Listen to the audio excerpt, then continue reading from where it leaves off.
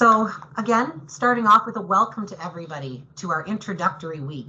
We have 9 weeks, including this week, ahead of us of different lessons that we're going to be learning. And this week is a general welcome and an introduction to the culture and the history of the Indigenous people. We want to know a little bit about what has gone on in Canadian history from the perspective of the First Nations culture, instead of from the perspective of the dominant culture writing the history books. We want to understand a little bit about their experience and a little bit about how their culture has also been affected by Canadian history. This is going to help us really set out a plan for the next few weeks, where we're going to continue coming together to learn different life skills and different aspects of First Nations and Indigenous culture. One thing, for example, that we're going to touch a little bit on today is the 7 grandfather teachings. And you'll notice that the next 7 weeks are going to be each modeled after one of those teachings. And there will be other concepts like the medicine wheel and talking circles and smudging that we're going to be talking about and learning about as well. Each one of our weeks is also going to be starting off with a territory acknowledgement. We want to acknowledge that the land on which we are gathering around in Atlantic Canada, be it in the St. John campus or in the Moncton campus, is the traditional unceded territory of the Indigenous peoples of Canada. We recognize and deeply appreciate their historic connection to this place where we now live and work. As guests on this land, we thank all the generations of people who have taken care of this land for thousands of years. And we want to recognize the contributions of the Métis, Inuit, Mi'kmaq, and other Indigenous peoples to the richness of our community, province, and our country as a whole. We aspire to continue strengthening ties with the communities that we serve and work in, as well as build a future together through learning and through reconciliation. I'd like to remind us all that the reconciliation process is not a First Nations or Indigenous problem or concern, as we might say. Rather, it's a Canadian social issue that needs us all to be involved in the conversation. So I want to turn it over to Austin, who is going to introduce to you a little bit about what a talking circle is. If we had the time, we'd love to go around and do a talking circle with everybody, but knowing we have so many people, we might have to modify that a little bit. And Austin's going to share with you about what that'll look like. Hey guys, so normally a talking circle is where like you would have an item or a talking stick and you would normally form a circle and have a conversation or discussion. Sometimes a smudging could take place in the center. That's usually what a talking circle really is. And for this icebreaker, I was just wondering if I could hear from a couple people in the group, one tradition, one belief, and one ritual that you guys share in your family.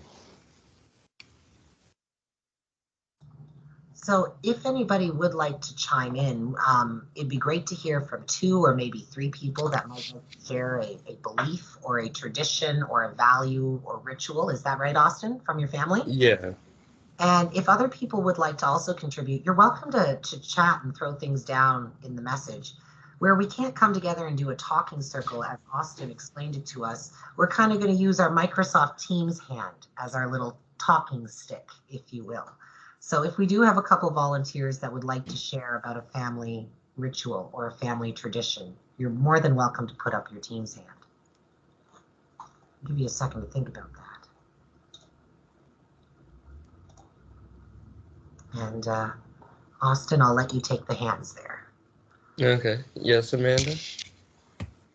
One of our tradition, like if I think about like Christmas, we don't open presents till like midnight because we have to go to the church before for midnight church, and then after that we can open our presents. It takes long when you're a little kid. Sounds pretty cool. Awesome. Anyone else like to share? Yes, Jennifer? A tradition that my grandmother always had for us is she puts money in our birthday cakes. So the person who gets the bigger coin gets a prize at the end. That sounds pretty cool too. And keep in mind, she does wrap it with saran wrap, so it's not like we don't actually put it in her mouth.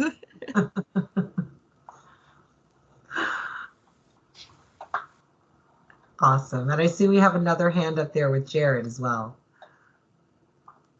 Yeah, every year around Christmas, this is kind of a newer tradition for me, but it's one I've started because I've started a new family, I guess. Is me and my fiance and our children get together and we'll sit around the table and we'll get those Christmas cookie packages and we decorate the cookies all together, kind of a fun little thing we do.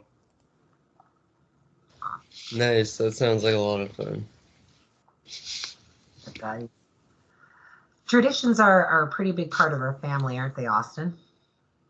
Yep. They help us create our beliefs, and they really help to define a part of us. They're a big part of our culture.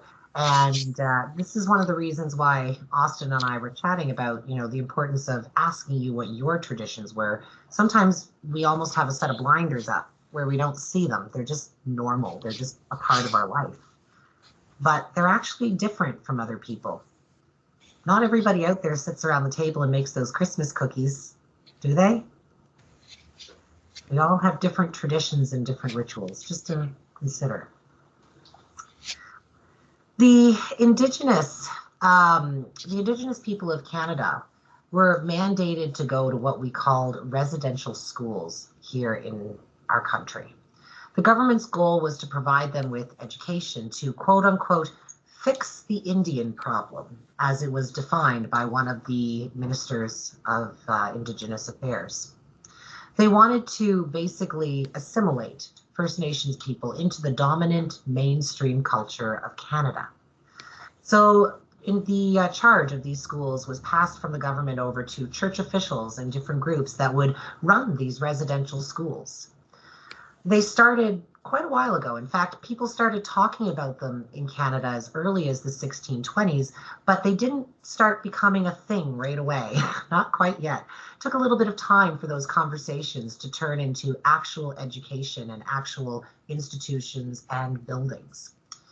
As time went on and we approached the 1830s and so on, and a little bit beyond that, the churches started to set up different programs where Indigenous students were able to go and attend. At first, there were a number of Eastern Canadian individuals who were from the Indigenous community that were actually very excited to engage in education. They saw it as an opportunity for them to learn from the European settlers. However, the government of Canada had a very different type of agenda, where these residential schools that were eventually set up and run by the churches, instead of providing all of this unique and wonderful education, it provided education that was very much geared towards, again, assimilating these people culturally. So things were very religious based. They were set to learn different tools or trades and tasks that Caucasian individuals in our society would not be needing to learn. The goal of residential schools, quote unquote, was never to put out Indians to compete with the whites of our society. So again, this quote from our government tells us that these residential schools were not set up to provide individuals of Indigenous backgrounds with equivalent education, but rather the education that they thought Indigenous people needed in order to become assimilated into mainstream society. Now, you may be surprised that it started around the 1800s, but I think you would be even more surprised to know what the actual day-to-day life is like and how long this actually continued for.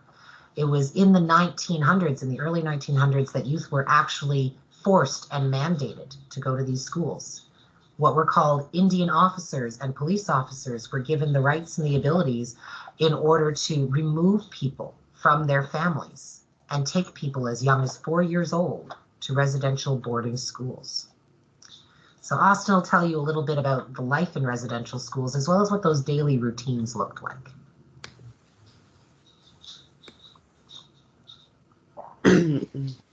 So, up until like the late 1950s, residential schools operated on a half-day system in which students spent half of the day in their classrooms and half of the day learning different work skills outside of the classroom. The theory behind this was that students would learn the skills that would allow them to earn a living as an adult. Even though the work period was supposed to be used for life skills, the reality was that they were actually like taking care of things like cleaning the schools, putting in gardens at their schoolyard. The government could also cut costs because where they were cleaning the schools and maintaining the school and stuff, they didn't need to spend money on their staff. So it cut money that way. Even the chores were gender specific. Like the girls were responsible for housekeeping, cooking, cleaning, laundry, and while the boys played the role of working and doing like carpentry, construction, and general maintenance.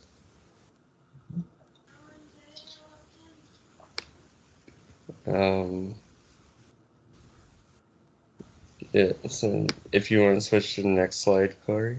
Yep, the daily routine, I got it up there for you. All right.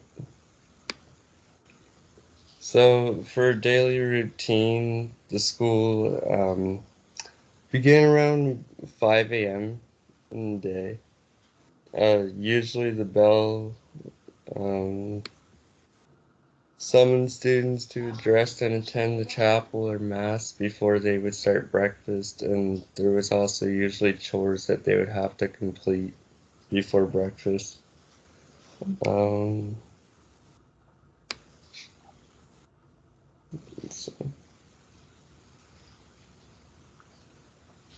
And there were a few recreational opportunities in the daily routines, but they were pretty few and far between, if you recall. Correct, Austin?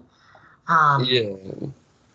And the other thing is, you'll notice that all of these recreational activities are very Christian based. So the libraries and the books and the sports and the music and the choirs and again, the things of that European Christian culture, evening closing with prayer and chapel and chores and things like this happening. But what you don't see in these recreational opportunities is a chance for anything of their own culture. Yeah, as you're saying there, like there's not much for like their culture wise. They're very deculturized. Yeah, because that was one of the primary goals. We wanted to remove them from those places that would teach and reinforce the culture. And this is actually where a lot of the punishment and the abuse would come from. It was quite interesting, if you do your research, to see how high the rates of death and illness and abuse are in the residential schooling systems. And as we continue through this truth and reconciliation process in Canada, it's becoming more and more apparent with the uncovering of different pieces of evidence. A lot of times, some of the abuse and neglect came simply from the daily routines that Austin was just describing to us. There are chores, and that's normal to go through those and to learn life skills. But when you're only getting food on the table because of the farm work that you did as a 12-year-old, that kind of starts to cross the line, doesn't it? At some point, it's no longer learning a life skill, and it's child labor and relying on their physical, contributions in order to run the establishment. There were shortages on funding, and the government was criticized, and one thing they did was cut different services, like Austin was telling us, and let's move those into chores that the kids can be doing to save money. But on top of that, not all of the abuse was neglect or a lack of support. Some of it was very direct. There have been people charged with physical abuse and sexual abuse, as well as other charges because of how the correction system worked in residential schools. People who expressed things in their own language, who wore their traditional clothing, who did things from their culture were punished. In fact, there were a number of laws in Canada that actually made a lot of these things illegal. Potlatch was outlawed for quite a substantial period of time. People couldn't gather to come together and celebrate. People were not allowed, they were banned by law from wearing their traditional quote unquote costumes in public. They needed to have permission by Indian officers in order to do that. And so the children in these schools were not only at risk because of a lack of food and basic supplies and supports and being forced to do very grueling chores, but they were also being physically abused and reprimanded any time that they would show a little bit of their own culture. Some of those traditions and those rituals that, again, they're a big part of us, right? How important is our Christmas baking with our family? How important are those traditions and rituals that we do? And these kids were completely removed from it. And so as a result, we do see quite a few health risks that were also here. People were being whipped, they were being caned, they were being beaten, they've been sexually abused, and the number of mass graves that we have found telling us that there's a high mortality rate from these schools is also through the roof. So they were affected in a physical health capacity as well as in a mental and an emotional capacity. One of the biggest impacts that I see is the fact that it affected the Indigenous people on a health framework across generations. By removing children from their family, we impacted that child's physical, emotional, mental, and social well-being. We've removed them from their supports. We're affecting their self-esteem. They're experiencing trauma. They're experiencing abuse. But what happens when that child later becomes a parent? They didn't get to grow up in a household and learn what it is to be a parent. They didn't develop those basic foundational trusts and those basic virtues that we're working on in our development. How's that going to affect their parenting style? Their likelihood to use different substances or not be able to cope with the stressors or the triggers that they're living with from their abuse and their trauma. A large part of health conditions were actually covered up and not reported. Things were not published back in the day, very, very willingly. There was actually a doctor who was the superintendent that was in charge of basically the health, if you will, the health and well-being of the residential schools. And based on his reports, because the findings were not flattering, well, the health commissioner's post was abolished and the paper was not published. It only came out decades later. So the health risks were high, the mortality rate was high, but again, these health risks, they weren't just there for the people at the schools. Let's remember that a lot of those mental health problems, a lot of those trauma problems, those emotional and those spiritual and those psychological deficits, those are going to pass along, right? So how long did this go on for, Austin?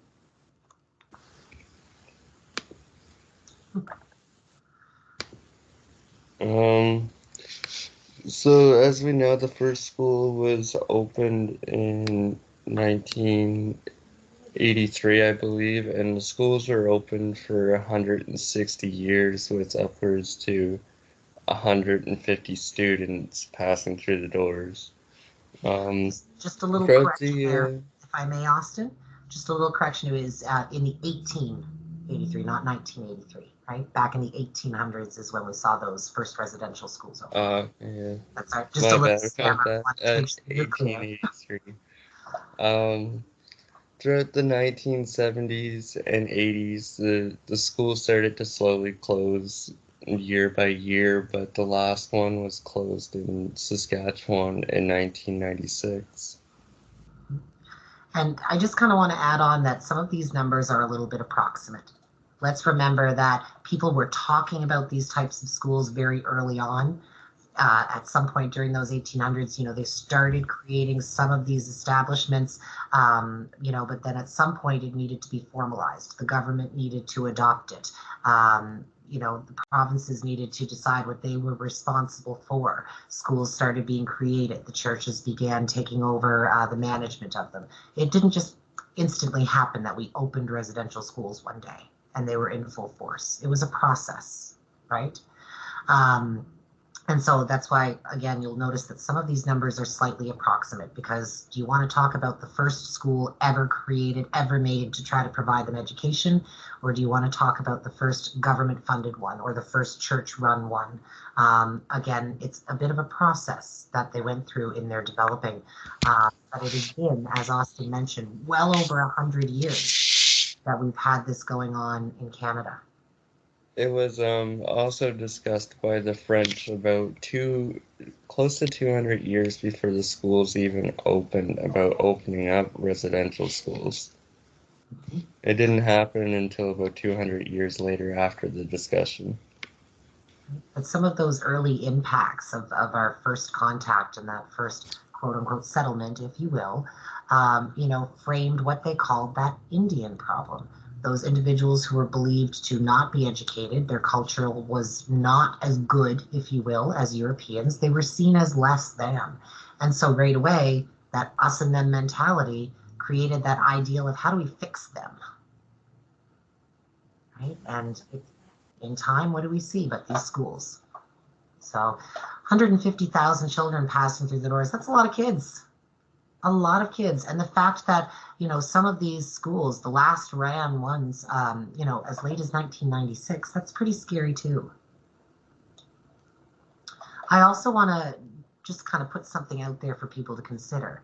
Although residential schools may be closed, I would like to remind us that there are still ongoing concerns. Even though residential schools, as we know them from this presentation, may not be in effect, we still have a disproportionately high number of First Nations youth living in residential care and in the foster system. So let's still remember that although residential schools are closed, there are still a number of people in care and support. And again, I think that speaks to some of those effects from the residential schools, which is where I'm going with my next point. So the effects don't just stay with the people who have lived in the schools or experienced the schools. In fact, those survivors have that potential of passing along some of those traumas, or having that potential of having been affected by their experience in a way that could negatively affect some of their children or some of their family members. And this is not to associate blame, but rather to understand how things impact one another. When we take a child away from their family and remove them from the structure that teaches them how to be a parent, how to love, how to build some of these basic relationships, and we put them into a place that instead uses aggressive punishment, that is very negative, very punitive, not caring, how is that going to affect the person's development and their ability to parent someone else? How is that going to possibly increase the risk of developing substance use disorders or being involved in some form of violence or domestic violence? We recognize that residential school survivors have a number of challenges ahead of them as far as knowing themselves and feeling good about themselves and how they fit into our society and their culture. And that's just a starting point. Sometimes that creates an inability to connect with family members, to connect with peers, and to connect with community, because how can we know and connect with others when we can't know and connect with ourselves? There can be long-term effects of physical, sexual, and psychological abuse. People can be left with triggers that can elicit a fight or flight response at times when they shouldn't have a fight or flight response. And a lot of individuals are disconnected from their culture and their beliefs. So when you've been told you're less than, you can't talk that way, you shouldn't dress that way, and it's been reinforced again and again and again, how close are you going to be to that culture? We've slowly removed them over time. There are very high risks of suicide attempts and chronic illness, as well as mental health disorders and substance use risk amongst residential school survivors. And I think that speaks to the impacts of trauma. And that speaks to the impacts of abuse, not to the impacts of poor choices.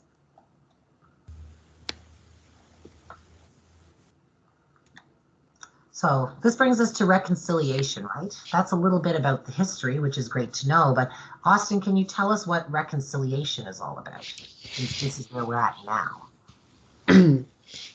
So what part of the Indigenous moving forward with the trauma that they dealt with in residential schools and people becoming more aware of the abuse that is still prevalent in our country today. Canada has made a settlement agreement back in 2007. It was the largest class of action suited in Canada.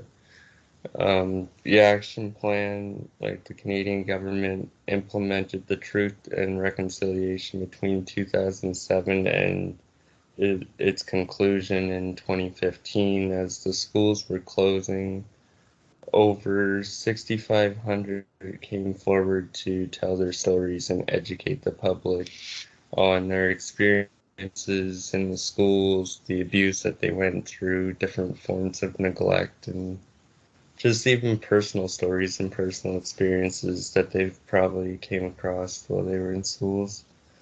The commissions also put out a full report of the Indian residential schools, which included 94 calls to action. An important step of healing from trauma is to acknowledge the trauma. One of the first moves towards reconciliation that the Canadian government made several apologies to Indigenous populations for how they were treated in residential schools, but a lot of the churches had refused to give apologies towards the Indigenous.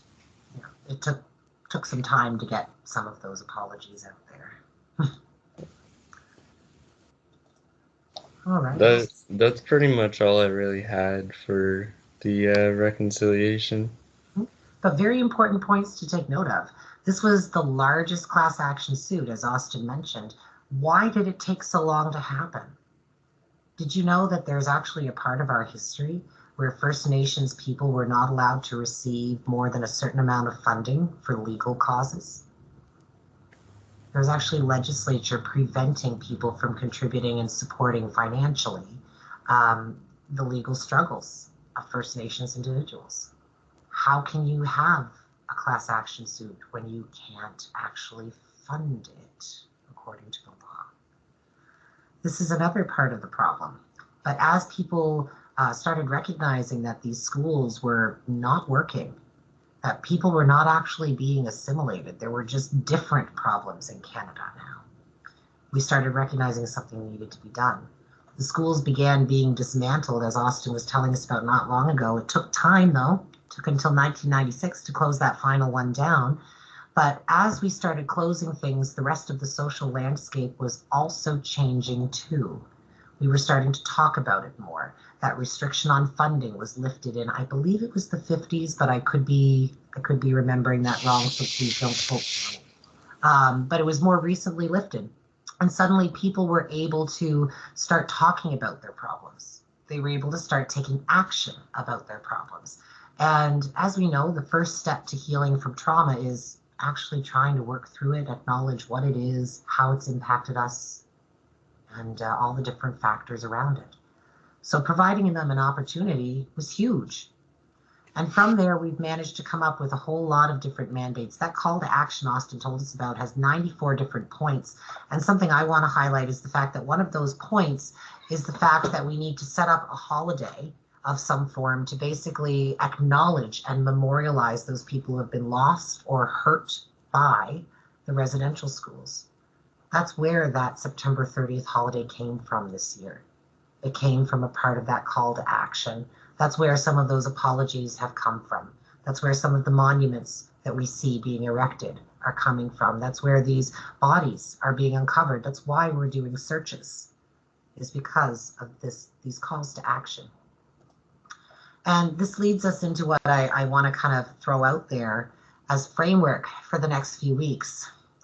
If we have removed people from culture, told them that their culture is less than, and put them through severe trauma because of their culture, is it not time for us to start appreciating their culture through a new lens?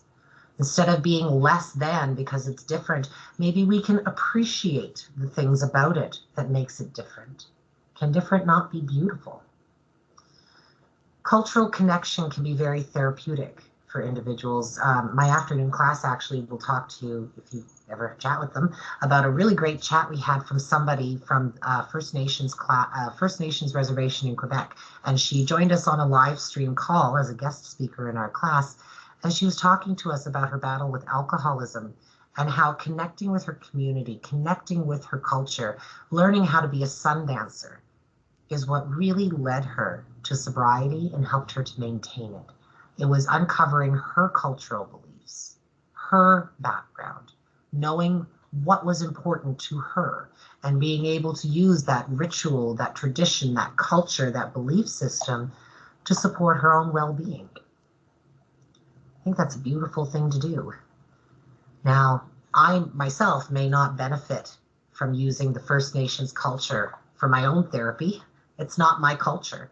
And as much as I can appreciate it and think it's beautiful from the outside, it's not necessarily something I'm going to adopt as my own.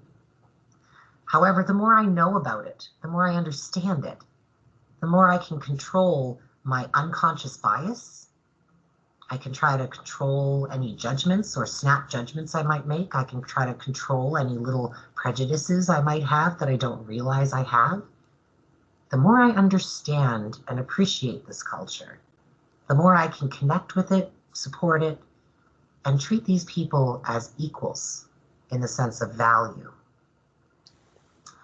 So to introduce a little bit of culture to us today, we want to start by sharing with you a little bit about the 7 grandfather teachings. And Austin and I are kind of going to go back and forth. He's going to take the first one on humility, and we're going to go back and forth here for a second. And each one of these 7 grandfather teachings it's a very beautiful part of First Nations culture, and it's something you'll see that is adopted and used in a number of different tribes and reservations.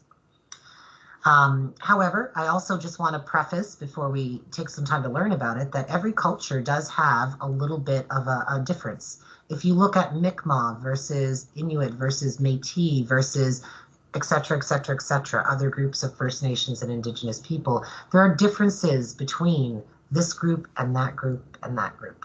So we're talking very generally about First Nations and Indigenous culture, and I just want to remind everybody that we still need to appreciate that there are differences within these generalizations that we're trying to connect. And that's one of the reasons why we've picked some of these things, like the 7 grandfathers. Even though there are differences between a lot of these cultures, we see the 7 grandfathers in a lot of those different groups, following very similar frameworks, very similar ideals. And so it's a really good place for us to start. So with that in mind, I'm going to turn it over to Austin to tell you a little bit about humility. So, humility is to know that we're part of the creation and is represented by the wolf. And as you can see on the PowerPoint, I also put the Indigenous name for it. I don't know how to pronounce it, so I'm not going to. But one important thing when it comes to humility is that we must always consider ourselves as being equal to one another. For the wolf's life is lived for his pack, and the ultimate shame to be outcast. Humility is to know that you are a sacred part of creation, and should never think of yourself as being less or being more someone else. Live life selflessly and not selfishly, as the wolf would. Respect your place and carry your pride with your people, and praise people for their accomplishments. Don't be like judgmental or bash people if they made a mistake or something. Try to see the good in people and try to bring them up through their accomplishments and their successes in life.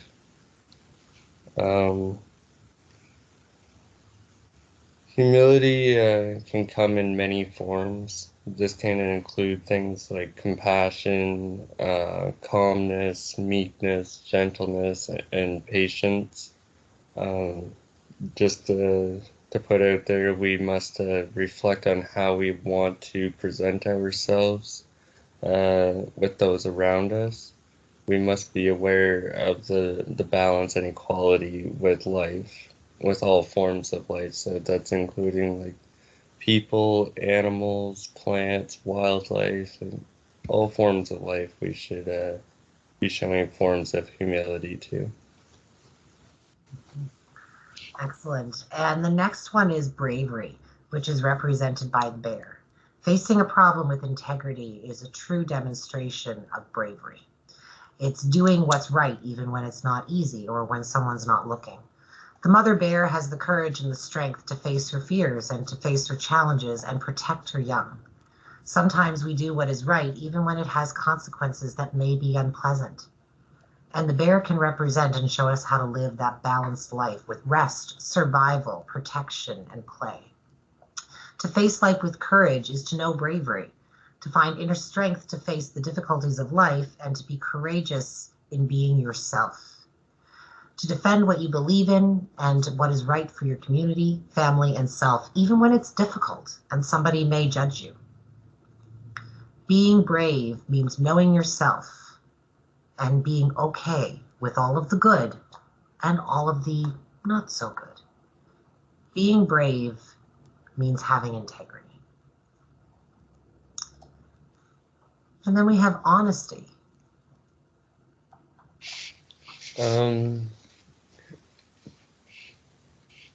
So facing a situation to be brave, but having the courage to not only do the right thing, but also saying the right things as well. Honesty is represented by the raven or sab. They both understand who they are, how they talk in their life. Sab reminds us to be ourselves and not only someone we're not. We must allow truth to be our guide and first need to be honest with ourselves to also be honest with other people. An honest person is said to walk tall like a sab. The raven accepts himself and also knows how to use his gift. He does not seek the power, speed, or beauty of others. He uses what he has been given to survive and thrive. We must give full value to both the efforts of our own and others. This will allow us to be honest with others when we walk through life with integrity. This shows honesty, but honest with yourself, recognize and accept who you are and accept us as gifts. Accept and use the gifts you have been given. Do not seek to deceive yourself or others. And I enjoy what you mentioned there, Austin, too, about how honesty does kind of reflect back to a couple of those first ones that we talked about, right? With humility and bravery, and how we think about that and integrity. So honesty is a part of that. We need honesty to be brave. We need honesty to be humble. So anyway, I just wanted to say thank you for the way that you wrote that one out. The wisdom is represented by the beaver, and he uses his natural gifts wisely for survival.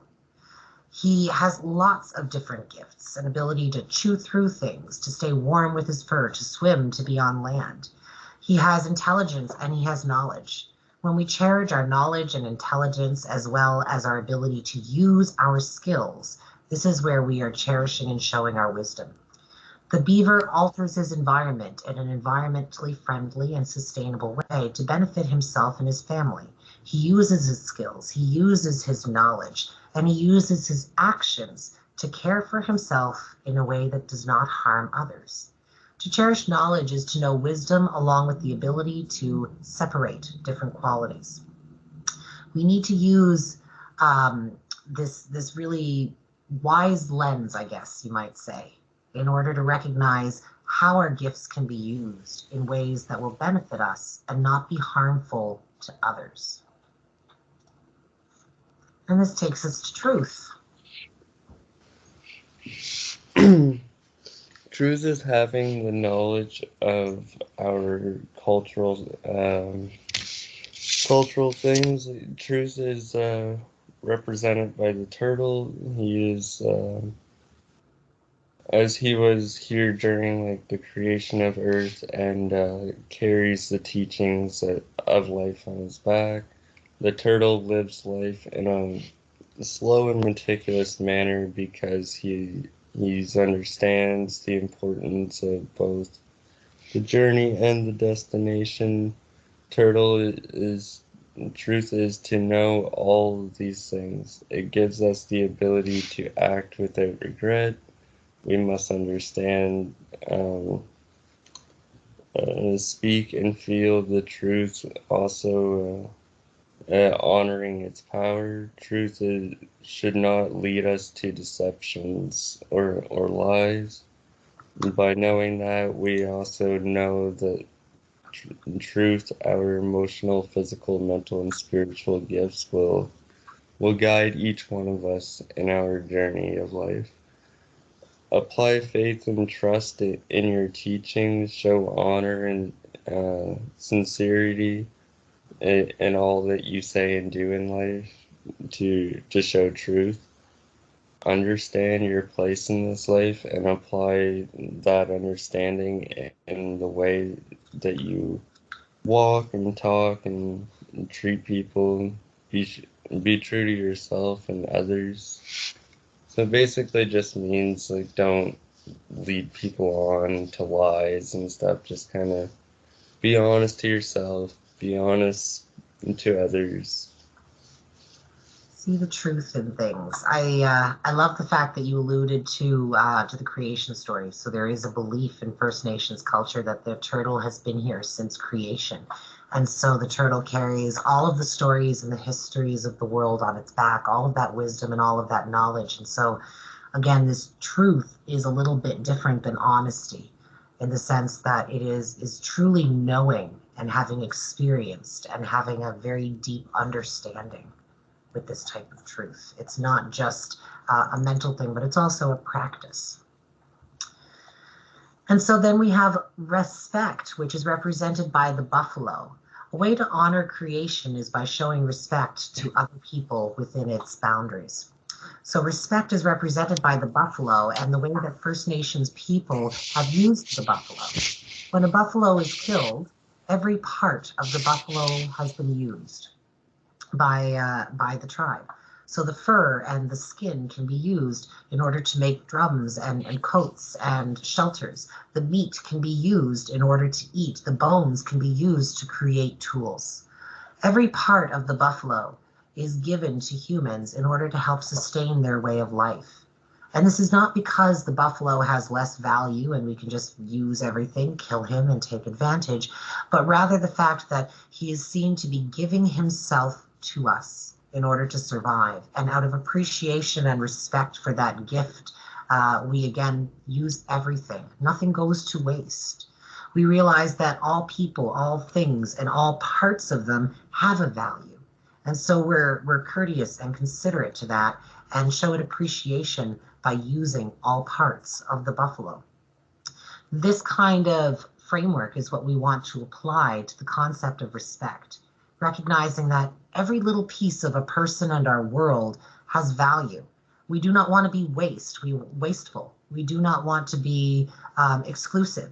We want to be inclusive. We want to make sure that we treat people and their components, their parts, with the respect and attention that they should have, the value that they have. And this takes us to our last Seven Grandfather teaching from Austin. What's love all about? What's love got to do with it?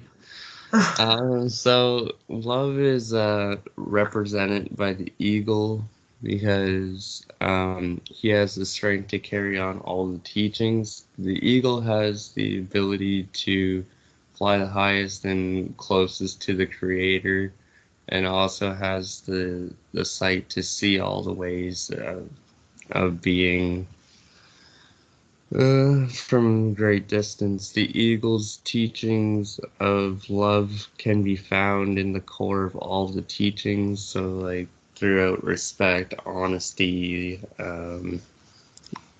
truth, like, they all have love in them. When people are weak, this is when they need love the most. Love is a strong affection for one another.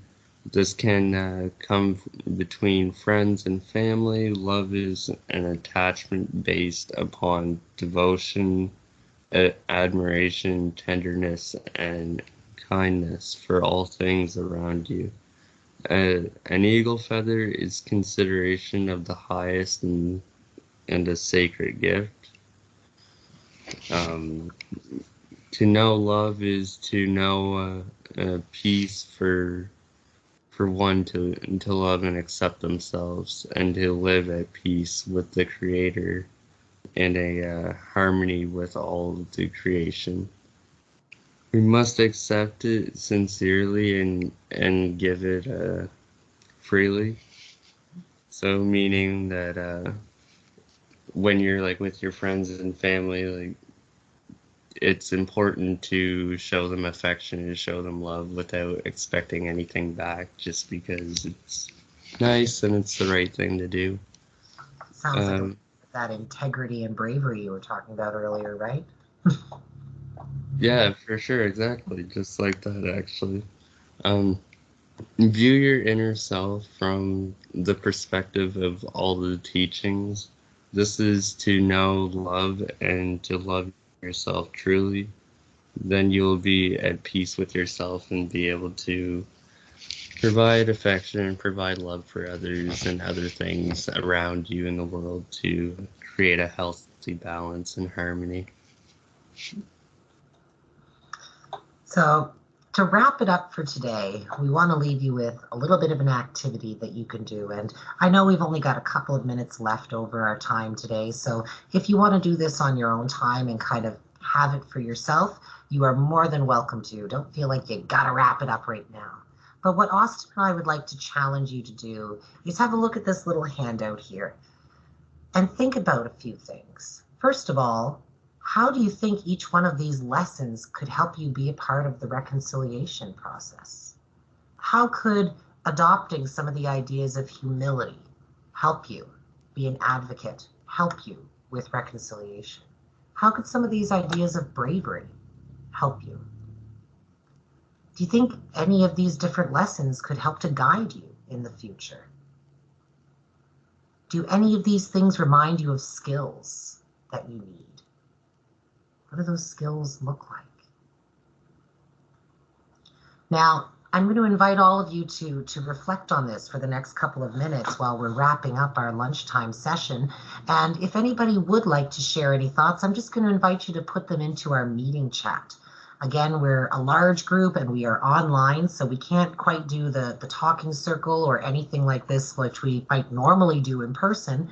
But we'd still like to respectfully give everybody a chance to provide some thoughts. So if you have any ideas on how either any of these individual lessons or all of them together could help you be a part of the reconciliation process, or how it could help guide you in the future, or how these skills might be able to make you, more capable of building strong relations, feel free to just throw those thoughts out there for us. Throw those off into the chat. And while you're doing so, I'd like to give people an opportunity to put their hands up in case they have any questions for Austin or for myself while you're doing that reflections. And Austin, I'll let you take any questions if the hands do go up.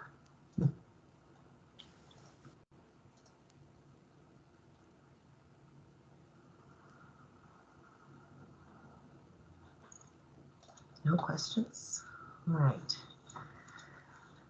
The other thing that I would like to do is I want to give people, I see one.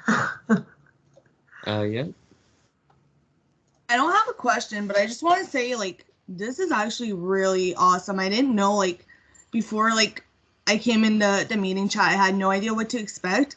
And this is going to be really helpful to, especially, as a CYC worker, to be working with, Native youths and stuff. It's going to be really cool. And it's also teaching me a lot. I do have some Native in me, but I've never been able to learn my culture. So this is awesome. And I want to thank you guys for doing this. For sure, no problem. I actually was telling Corey the whole time while I made this PowerPoint how much fun it was and how much I learned. So it is a really good program, and all the other PowerPoints are really well done as well. I appreciate that, Danica. I think that's really motivating for us, right? We're all here because we hope to have a positive impact.